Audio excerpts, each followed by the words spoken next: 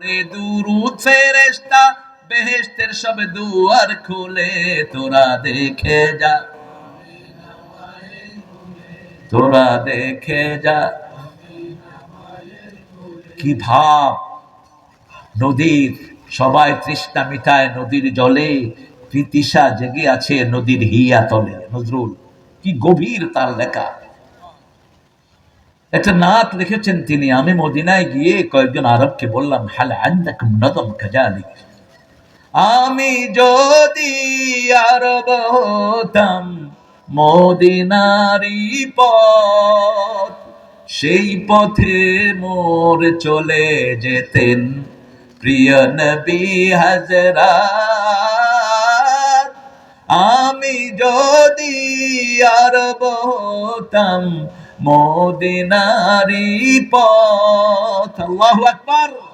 কোথায় চিন্তা! আমি যদি পথ হতাম, আমার বুকের উপর দিয়ে রাসূল হেঁটে যেতেন। পয়জার চাপ লাগতো এসে আমার কঠিন বুকে, আমি ঝরনা হয়ে গলে যেতাম অমনি পরম সুখে। সেই চিহ্ন বুকে পুরে পালিয়ে যেতাম কোহে তুরে, দিবানিশি করতাম তার কদম জিয়ারত,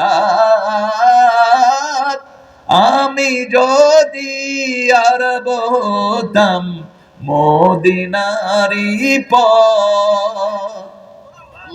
বলতেন ওনার পায়ের চিহ্ন পেয়ে আমার হৃদয়ে ঝর্ণা তৈরি হতো, সেই ঝর্ণা দ্বারা প্রবাহিত হতো পুরো মরুতে, আর আমি সকাল সন্ধ্যা ওনার কদম জিয়ারত করে আমি ধন্য হয়ে যেতাম। হাসান হোসেন হেসে হেসে নাচতো আমার বক্ষে এসে, চোখে আমার বইতো নদী পেশনে আমার। হাসান হোসেন আমার বুকে নাচতো, আমার হৃদয় বিগলিত হয়ে ঝর্ণাধারা রাসূলের পা পর্যন্ত চলে যেত। সে নেয়ামত পেয়ে আমি ধন্য হয়ে যেতাম। সুবহানাল্লাহ বলতে ইচ্ছা। ওরা বলছে এটা কোন কবি? এটা বাংলাদেশের জাতীয় কবি। বলছে আমাদের কোন কবি এত উচ্চাঙ্গের কবিতা লিখতে পারে নাই। কি অসাধারণ কবি নজরুল! আল্লাহ তাকে তুমি মাফ করে দাও। আল্লাহকে যে পাইতে চায়, হযরতকে ভালোবেসে। কোন কবি? আবার মসজিদকে নিয়ে লিখেছেন, মসজিদের পাশে আমার